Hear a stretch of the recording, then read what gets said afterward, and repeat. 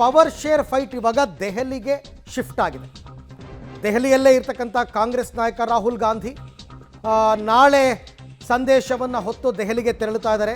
AICC ಅಧ್ಯಕ್ಷರು ನಾಳೆ ಖರ್ಗೆ ಮತ್ತು ರಾಹುಲ್ ಗಾಂಧಿ ಭೇಟಿಯಾಗುವಂತಹ ಸಾಧ್ಯತೆ ಇದೆ. ಸ್ಟೇಟಸ್ ರಿಪೋರ್ಟನ್ನು ನೀಡ್ತಾರೆ. ಏನೇನಾಯಿತು, ಯಾರ್ಯಾರ ಹತ್ರ ಏನೇನು ಅಭಿಪ್ರಾಯ ಸಂಗ್ರಹಣೆ ಮಾಡಿದ್ದಾರೆ, ಸಿಎಂ ಬದಲಾವಣೆ ಬಗ್ಗೆ ರಾಜ್ಯದಲ್ಲಾಗಿರುವ ಬೆಳವಣಿಗೆ ಕುರಿತು ಚರ್ಚೆಯನ್ನು ಇಬ್ಬರು ನಾಯಕರು ಮಾಡ್ತಾರೆ. ಖರ್ಗೆ ಅವರ ಅಭಿಪ್ರಾಯದ ಮೇಲೆ ಸಿಎಂ ಡಿಸಿಎಂ ಅವರನ್ನ ಕರೆದು ಚರ್ಚೆ ಮಾಡ್ತಕ್ಕಂಥ ಸಾಧ್ಯತೆ. ಇದನ್ನು ನಾವು ಆರಂಭದ ದಿವಸದಿಂದನೂ ಹೇಳ್ಕೊಂಡು ಬರ್ತಾ ಇದ್ದೀವಿ. ಏನೇ ತೀರ್ಮಾನ ಆದರೂ ಅದು ಬೆಂಗಳೂರಿನಲ್ಲ, ಅದೇನೇ ತೀರ್ಮಾನ ಆದರೂ ಡೆಲ್ಲಿನಲ್ಲೇ ಆಗಬೇಕು.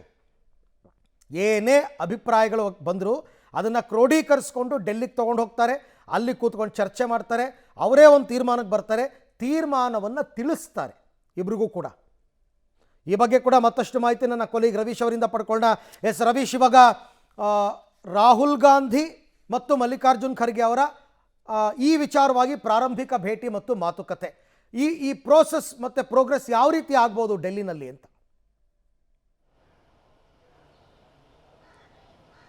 ಅರವಿಂದ್, ಖಂಡಿತವಾಗಿ ಕೂಡ ಮಲ್ಲಿಕಾರ್ಜುನ್ ಖರ್ಗೆ ಅವರೇ ಸ್ವತಃ ನಿನ್ನೆ ಅದಕ್ಕೆ ಸ್ಪಷ್ಟನೆ ಕೊಟ್ಟಿದ್ದಾರೆ. ಅಂದರೆ ಇಲ್ಲಿ ಬಗೆಹರಿಯುವಂಥದ್ದಲ್ಲ, ಏನಿದ್ರು ಕೂಡ ಡೆಲ್ಲಿಯಲ್ಲೇ ಬಗೆಹರಿಯುವಂಥದ್ದು ಅನ್ನೋ ಸುಳಿವನ್ನು ಅವರ ಹೇಳಿಕೆಯಲ್ಲೇ ನಾವು ಸೂಕ್ಷ್ಮವಾಗಿ ಗಮನಿಸಬಹುದಾಗಿದೆ. ಹಾಗಾಗಿ ರಾಹುಲ್ ಗಾಂಧಿ ಅವರ ಮುಂದೆ ಇದು ಎಲ್ಲವೂ ಕೂಡ ಬಗೆಹರಿಬೇಕಾಗತ್ತೆ. ಯಾಕೆಂದರೆ ಸರ್ಕಾರ ರಚನೆಯ ಸಂದರ್ಭದಲ್ಲಿ ಪ್ರಮುಖವಾಗಿರ್ತಕ್ಕಂಥದ್ದು 5 ನಾಯಕರ ನೇತೃತ್ವದಲ್ಲೇ ಈ ಒಂದು ಮಾತುಕತೆ ಆಗಿತ್ತು ಅಂತ ಹೇಳಲಾಗ್ತಾ ಇದೆ. ಅಂದರೆ ಆರಂಭದಲ್ಲೂ ಕೂಡ ಅದೇ ರೀತಿಯ ಸೀನರಿ ಇತ್ತು. ಅಂದರೆ ಸೋನಿಯಾ ಗಾಂಧಿ, ರಾಹುಲ್ ಗಾಂಧಿ, ಪ್ರಿಯಾಂಕಾ ಖರ್ಗೆ, ಎಐಸಿಸಿ ಅಧ್ಯಕ್ಷರಾದ ಮಲ್ಲಿಕಾರ್ಜುನ್ ಖರ್ಗೆ ಮತ್ತು KC ವೇಣುಗೋಪಾಲ್, ಜೊತೆಗೆ ರಾಜ್ಯ ಉಸ್ತುವಾರಿಯಾಗಿರ್ತಕ್ಕಂಥ ಒಂದು ಸುರ್ಜೇವಾಲಾ. ಹಾಗಾಗಿ ಇವರ ಸಮ್ಮುಖದಲ್ಲೇ ಈ ಒಂದು ಒಪ್ಪಂದ ತೀರ್ಮಾನಗಳಾಗಿತ್ತು ಅಂತ ಇವರು ಹೇಳ್ತಾ ಇದ್ದಾರೆ. ಜೊತೆಗೆ ಮುಖಾಮುಖಿಯಾಗಿ ಸಿದ್ದರಾಮಯ್ಯ ಮತ್ತು DK ಶಿವಕುಮಾರ್ ಅವರನ್ನಷ್ಟೇ ಕೂರಿಸಿದ್ರು, ಬೇರೆ ಯಾವ ನಾಯಕರು, ರಾಜ್ಯ ನಾಯಕರು ಇರಲಿಲ್ಲ. ಹಾಗಾಗಿ ಈಗಲೂ ಕೂಡ ಆ ರೀತಿಯ ಚರ್ಚೆ ತೀರ್ಮಾನಗಳಾಗಬೇಕಾದ್ರೆ ಡೆಲ್ಲಿಯ ಮಟ್ಟದಲ್ಲೇ ಆಗಬೇಕಾಗತ್ತೆ.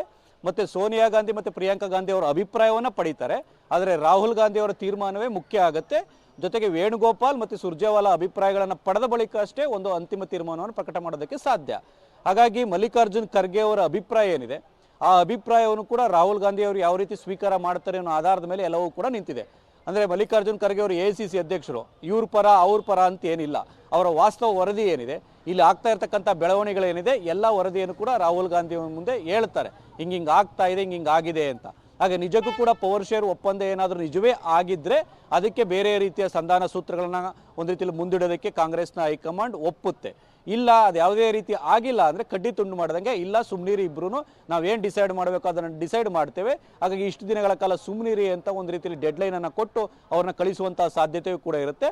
ಹಾಗಾಗಿ ರಾಹುಲ್ ಗಾಂಧಿ ಅವರ ಮುಂದೆ ಆ ಒಂದು ಭೇಟಿಯಾಗಿ ಅದೆಲ್ಲ ಆಗುವಂಥ ತೀರ್ಮಾನ ಆಗುವಂಥ ನಂತರ ಈ DK ಶಿವಕುಮಾರ್ ಮತ್ತೆ ಸಿದ್ದರಾಮಯ್ಯನವ್ರನ್ನ ಕರೆಸಿ ಒಂದು ಸಂದೇಶವನ್ನು ಕಳಿಸುವಂಥ ಚಾನ್ಸಸ್ ಜಾಸ್ತಿ ಇರುತ್ತೆ. ಅರವಿಂದ್, ಥ್ಯಾಂಕ್ ಯು ರವೀಶ್, ತಮ್ಮ ಎಲ್ಲ ಮಾಹಿತಿಗಾಗಿ ಧನ್ಯವಾದ. ಇವೆಲ್ಲ ಆಗಬೇಕು ಅಂತಂದರೆ ಈ ತಿಂಗಳಾಂತ್ಯದಲ್ಲೇ, ಕೊನೆಯ ಎಂಡ್ ಆಫ್ ದಿ ವೀಕಲ್ಲಿ ಆಗುತ್ತಾ? ಯಾಕೆಂದರೆ ಮುಂದಿನ ಡಿಸೆಂಬರ್ ಆರಂಭದಲ್ಲಾಗಲೇ ಚಳಿಗಾಲದ ಅಧಿವೇಶನ 8ನೇ ತಾರೀಕಿಂದ ಆರಂಭ ಆಗಿಬಿಡುತ್ತೆ. ಎಲ್ಲ ಆ ಕಡೆ ಬ್ಯುಸಿ ಆಗಿಬಿಡ್ತಾರೆ. ಸೊ ಹಾಗಾಗಿ ಇದು ತೀವ್ರಗತಿಯಲ್ಲಿ ನಡಿಬೇಕಾದ ಪ್ರೋಸೆಸ್ಸಾ ಅಥವಾ ಟೈಮ್ ತಗೋತಾರಾ?